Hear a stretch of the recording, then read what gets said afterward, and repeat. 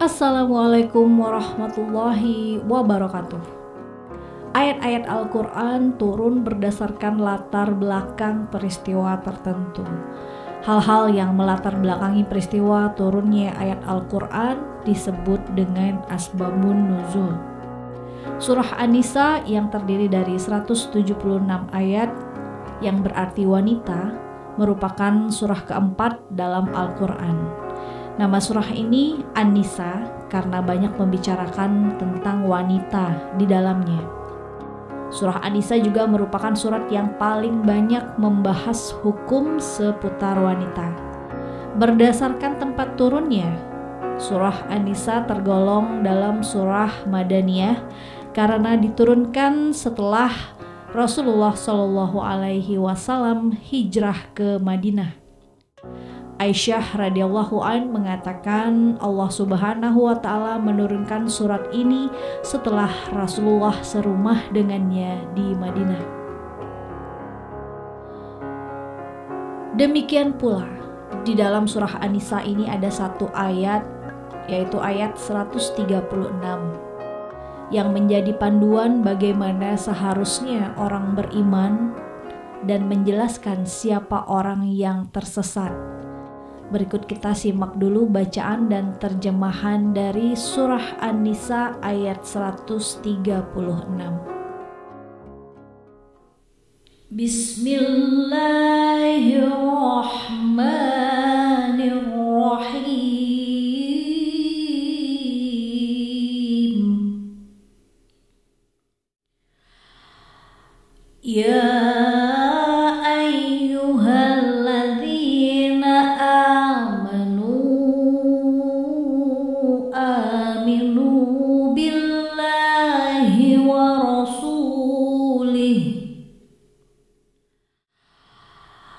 ورسوله والكتاب الذي نزل على رسوله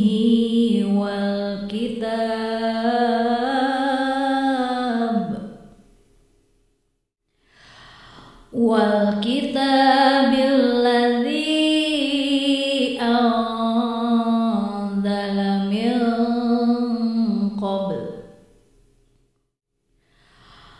ومن يكفر بالله وملائكته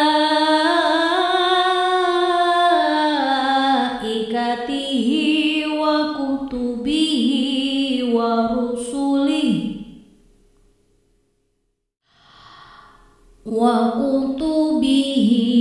ورسله واليوم الآخر فقد ضل ضلالا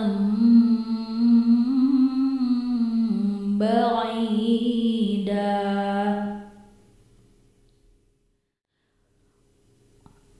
Dengan menyebut nama Allah yang Maha Pengasih lagi Maha Penyayang. Wahai orang-orang yang beriman, tetaplah beriman kepada Allah dan Rasul-Nya Muhammad dan kepada kitab Al-Quran yang diturunkan kepada Rasul-Nya serta kitab yang diturunkan sebelumnya. Barang siapa ingkar kepada Allah, malaikat-malaikatnya, kitab-kitabnya, rasul-rasulnya, dan hari kemudian, maka sungguh orang itu telah tersesat sangat jauh. Syekh Wahbah Az-Zuhaili mencantumkan asbabun nuzul ayat ini dalam tafsir Al-Munir. Dari Ibnu Abbas mengatakan, ayat ini turun berkenaan dengan Abdullah bin Salam, Asad dan Usaid yang keduanya putra Ka'ab, Salabah bin Qais dan Yamin bin Yamin. Semula orang-orang tersebut adalah orang Yahudi.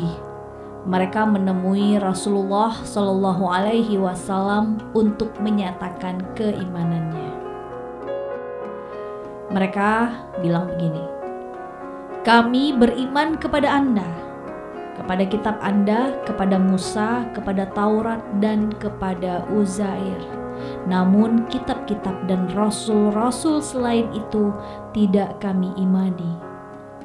Mendengar perkataan itu, Rasulullah meluruskan, "Tidak boleh seperti itu. Hendaknya kalian beriman kepada Allah dan Rasul-Nya Muhammad beserta kitabnya, Al-Quran, dan seluruh kitab yang diturunkan sebelum itu." Namun mereka masih enggan, masih berat mengimani kitab-kitab selain Al-Quran dan Taurat. Demikian pula masih belum mau mengimani rasul-rasul lain selain Nabi Muhammad SAW, Nabi Musa dan Uzair. Lalu kemudian Allah Subhanahu wa Ta'ala menurunkan surah An-Nisa ayat 136 ini, dan pada akhirnya mereka pun beriman. Pokok bahasan dalam surah An-Nisa ayat 136. Yang pertama adalah orang-orang yang beriman. Ibnu Katsir menjelaskan dalam tafsirnya bahwa Allah memerintahkan kepada hambanya yang beriman untuk mengamalkan rukun iman dan cabang-cabangnya. Namun perintah ini bukan termasuk menganjurkan untuk merealisasikan hal tersebut, melainkan untuk menyempurnakan yang telah sempurna, mengukuhkan dan menjaganya. Ketika seorang mukmin memanjatkan doa ini dalam sholat, bukan berarti Islam bukan jalan yang lurus. Ia sudah berada di jalan yang lurus, yaitu agama Islam. Lalu ia meminta kepada Allah, "Terangilah kami ke jalan yang lurus dan tambahkanlah kami hidayah, serta mantapkanlah kami di jalan yang lurus ini." Yang kedua, sebaliknya, orang-orang sesat. Kebalikan dari orang-orang beriman. Orang-orang yang sesat adalah orang yang kafir kepada Allah, malaikatnya, kitabnya, rasulnya, dan hari kiamat. Ibnu Katsir menjelaskan makna ayat ini adalah ia telah keluar dari jalan hidayah dan dari jalan yang benar dengan kejauhan yang sangat-sangat jauh. Pada An-Nisa ayat 136 tersebut, Sayyid Qutb dalam tafsir Fi Zilalil Quran menerangkan, bagian pertama ayat ini menyebutkan iman kepada Allah, kitab, dan Rasul, tetapi tidak disebutkan iman kepada malaikat dan hari akhir. Iman kepada malaikat dan hari akhir termasuk iman kepada kitab-kitab yang di dalamnya menyebutkan kedua hal tersebut. Dan sebagai konsekuensi iman kepada kitab adalah beriman kepada malaikat dan hari akhir. Namun pada bagian kedua, iman kepada malaikat dan hari akhir juga disebutkan karena ini membicarakan tentang ancaman. Orang-orang yang beriman hendaklah menjaga dan menyempurnakan imannya, karena iman itu bisa bertambah dan berkurang. Secara lengkap, rukun iman ada 6, yaitu iman kepada Allah, iman kepada malaikat, iman kepada kitab-kitab, iman kepada Rasul, iman kepada hari kiamat, dan iman kepada qada dan qadar. Dijelaskan bahwa arti beriman kepada kitab Allah adalah membenarkan bahwa Allah telah menurunkan Al-Quran kepada Nabi Muhammad dan menghapuskan semua kitab yang pernah diturunkan kepada Rasul terdahulu sebelumnya, dan tidak ada lagi kitab yang diturunkan sesudah Al-Quran. Keseluruhan rukun iman itu adalah satu paket. Tidak boleh beriman kepada sebagian tetapi kafir kepada sebagian. Misalnya, iman kepada Rasul tapi tidak beriman kepada malaikat. Sebab hal itu tersesat. Maksud dari ayat ini juga merupakan perintah untuk beriman kepada rukun iman serta menjadikan hal tersebut sebagai dasar agama. Karena orang yang tidak beriman kepada seluruh rukun iman, maka ia tersesat dengan kesesatan yang sangat jauh. Sebagaimana telah kita ketahui bahwa sesungguhnya Allah Subhanahu wa Ta'ala tidaklah menciptakan manusia itu dengan cuma-cuma dan hanya main-main saja.